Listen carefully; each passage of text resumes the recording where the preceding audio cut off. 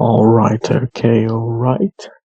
It's the Maths Don here again, trying to give you lessons from lessons learned as a student and a tutor.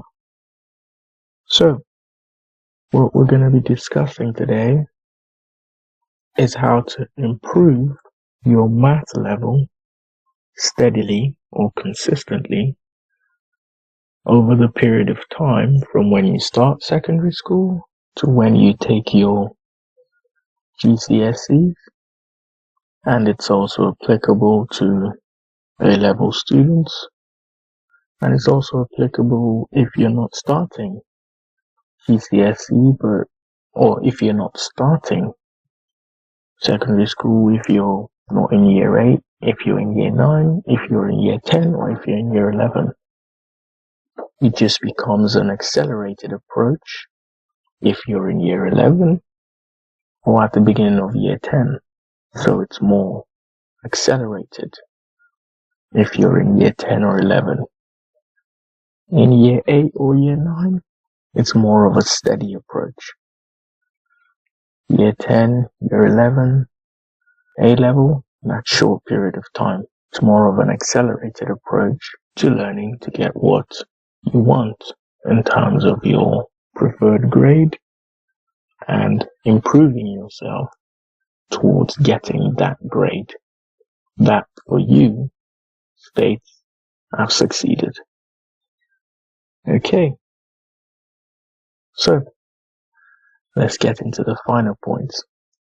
One thing you have to consider that's very important with improving is it's a consistent approach.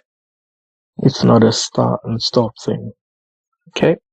I'm aware I'm speaking to probably kids within the age range of 12 to 18, but it's important to note improvement and consistency go hand in hand.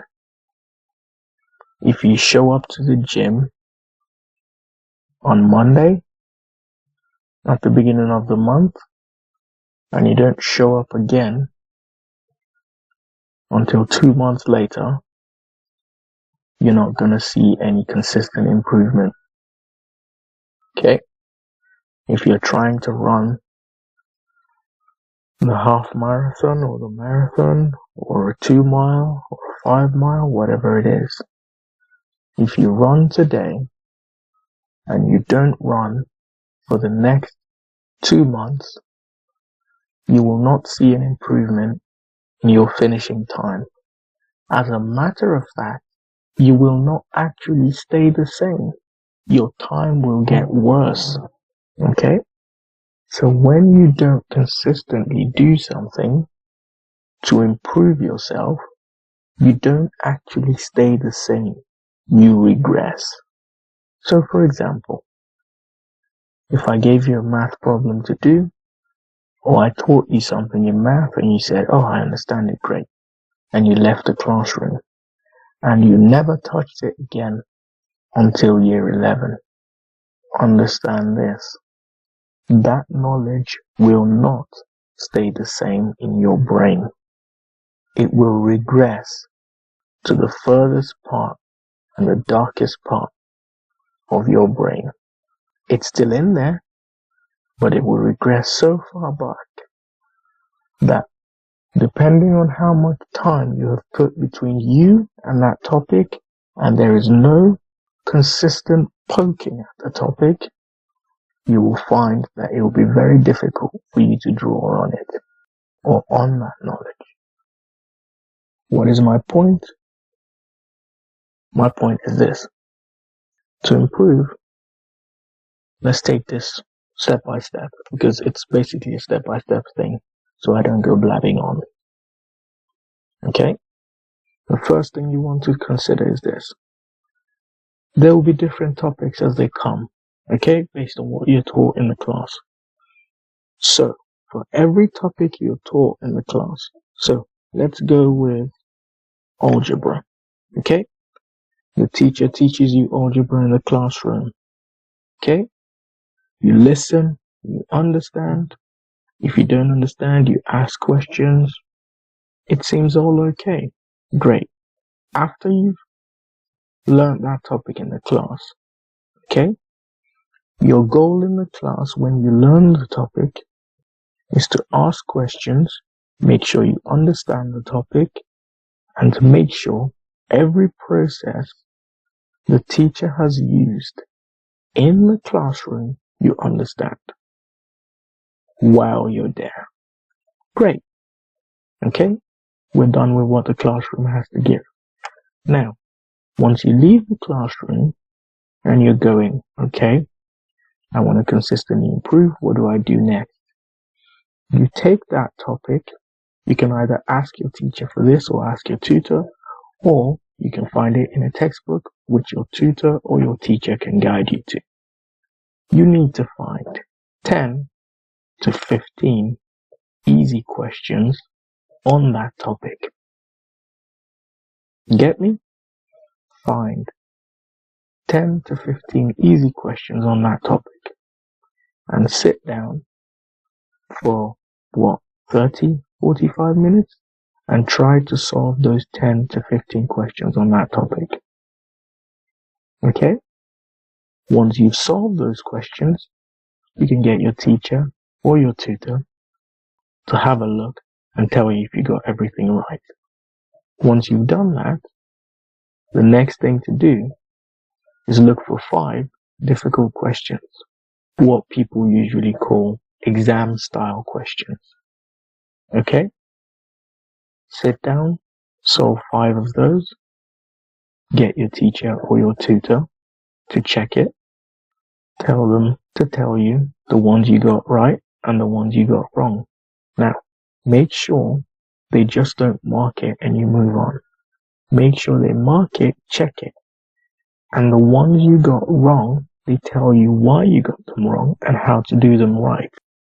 And the ones you got right, tell them to explain to you why you got them right as well.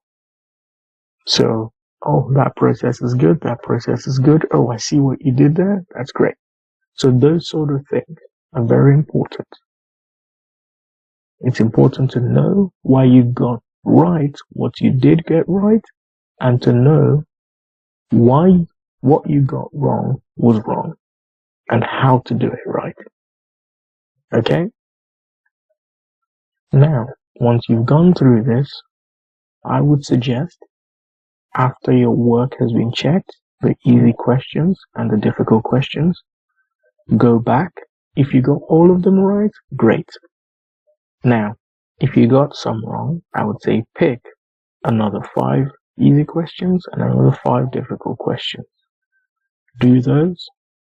If you got all of them right the next time, then great. You can rest on that topic. Now you're thinking, is that it? Yes, that is it.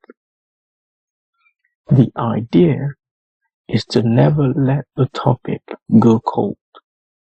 It is to learn it in class and study it for yourself. It is one thing for your teacher to tell you that 2 plus 2 is equal to 4. It is another thing for you to leave the classroom and go and understand for yourself why 2 plus 2 is equal to 4 and why 1 plus 3 is also equal to 4 and 4 plus 0 is also equal to 4. Catch my drift? In the classroom, you gain knowledge. When you leave the classroom and do it for yourself, you gain understanding and experience. There's a difference between when somebody tells you something or teaches you something and you know it, and then you go away and try it for yourself and understand it for yourself. And I always make this point. When you're in an exam, the beauty of that is when you understand it for yourself, you never try to remember what the teacher said. Okay? You're now thinking based off what you understand.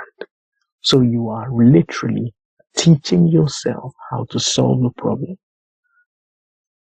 because now you have enough information you understand, not because the teacher said, but because after the teacher said, you went to have a look and you said, okay, this is how I would do it with the information I have.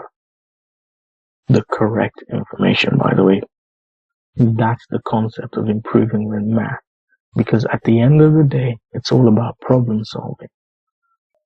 That's all math is trying to help you to do. It gives you the tools to do that. Okay? Now, if you're in year 10 or year 11, that's an accelerated approach. You can't just do 10 to 15 questions on one topic and rest and then let it go. No. For year 10s and year 11s, you're covering quite a few topics in the same day. For year 10s and year 11s, at this point you've covered, if not all, most of the topics that encompass what you would be asked in your GCSE exams, or the knowledge you're supposed to have for your GCSE exams. So what you need to do is compile all those topics that your teacher can give to you, or you can find in a textbook, and start going through each one. So go to whatever textbook, you can either buy one or get it from the library. Go through each topic. So start from the top. Start from page 1 and go through each topic. So read the text, go through the questions. Don't do less than 10 to 15 questions, easy ones, and then do 5 tough questions on each one. After you do that, on to the next one, and make sure you get all of them right. And don't just get all of them right. Know why.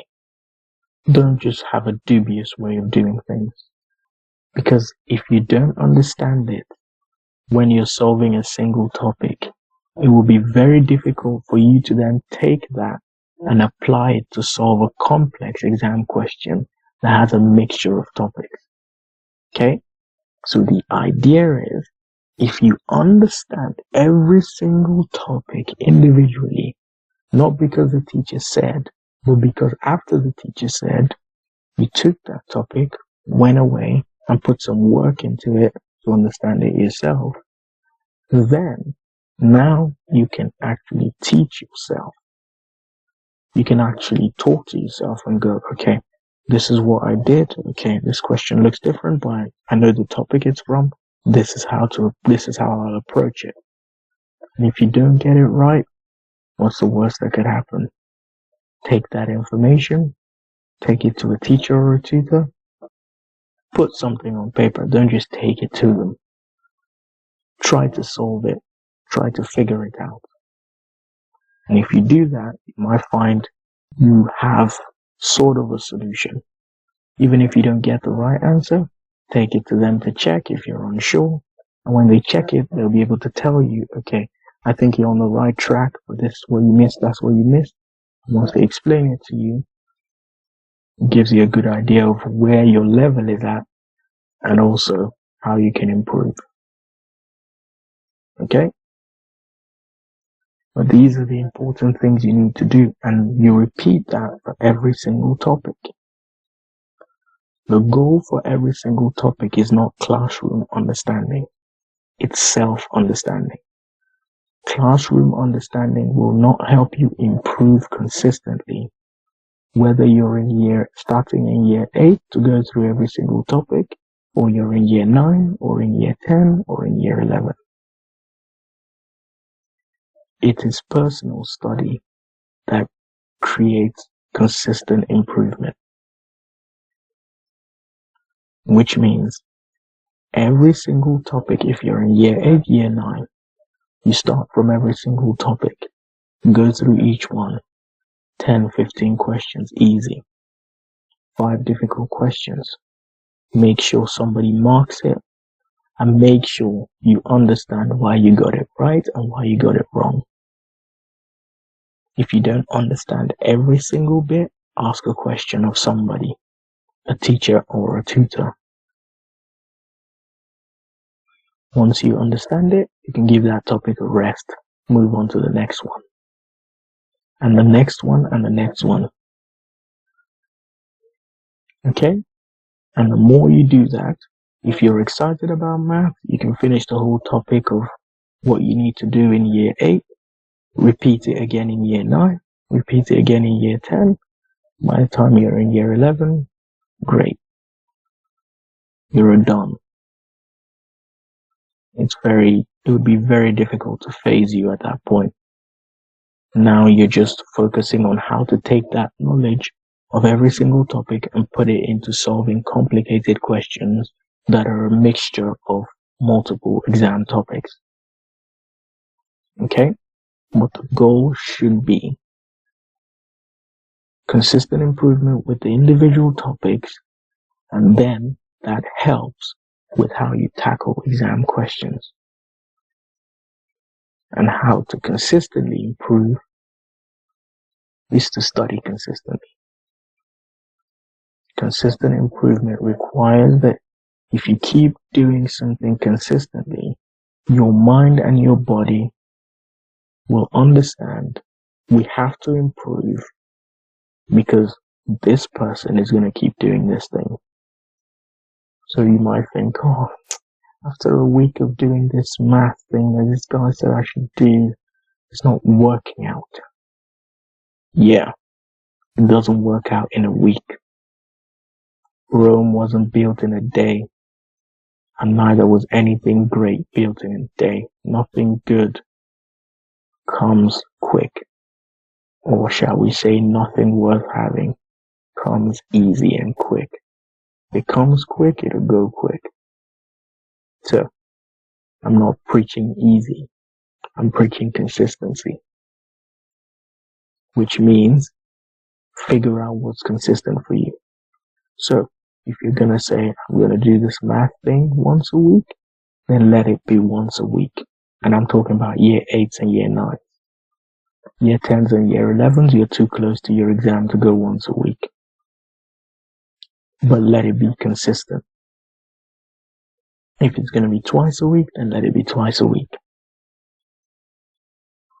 If it's going to be every day, 3 topics, then it's every day 3 topics. I'm going to go through 3 topics. I'm going to go through 10 to 15 questions, easy questions, and then 5 difficult questions. And after those questions, I'm going to solve them, take them to my teacher or my tutor, get them to check those questions, explain to me what I've done right and what I've done wrong, and why did I get the ones wrong that I got wrong, and how I can get them right, and then double back and do 5 easy ones and 5 difficult ones if I got any wrong, or if I just want to make sure that what my teacher explained, I can apply it to those extra questions, and once I do that, move on to the next topic. And I keep doing that, and I keep doing that. Eventually, I'll get to a point where all that information, it's hard to regress into the back of my brain because I'm constantly solving questions. And the thing with math topics is they tend to overlap. You might think, oh, I've done algebra, now I have to let it go. No. These topics usually find themselves overlapping into each other and meshing into one another. So even if you do algebra as an individual topic, down the line you might find a bit of algebra fitted into another topic as well. And then you start applying it. Don't get discouraged. Because the thing you have to understand is, every single topic you're doing, someone's done it before and someone understands it. There are at least 5 people who know how to solve that exact problem and can explain it to you perfectly so you can understand and help you with questions that you can do that'll help improve your understanding. Learn to always double back. If you got questions wrong, double back, do a little bit more questions until you can get all of them right. Once again, the goal is to improve, not to beat yourself over the head. Oh, I'm not good enough. No time for that. The goal is improvement. So if the first time you did all the easy questions, you got all of them right, and you did the difficult questions, you got all of them right, okay, great. But if you do the easy questions, and you get, what, out of the 10, 15, you get 75% of them right, that's a good start. If you get only 50% of them right, cool. Go find out why you got the rest wrong. And when you find that out, double back, do another 5 questions. See if you can get all of those right based on the example. Okay? And if you get those right, that's great. That's the whole process. Okay? Ultimately, remember, improvement is based on working at something consistently. If you don't work at it consistently, then, my friend, you'll be good for a minute, and then you'll stay the same. And after staying the same, if you stop and you don't start again, you start regressing. We never stay the same. If you're great at something, you don't keep improving, you stay the same for a while, and after a while, you regress. Okay? So, no matter how small, no matter how little, always try to keep improving consistently and avoid regression. Remember, no start, no middle, no end. This is just the math done, trying to give you lessons from lessons learned as a student and a tutor.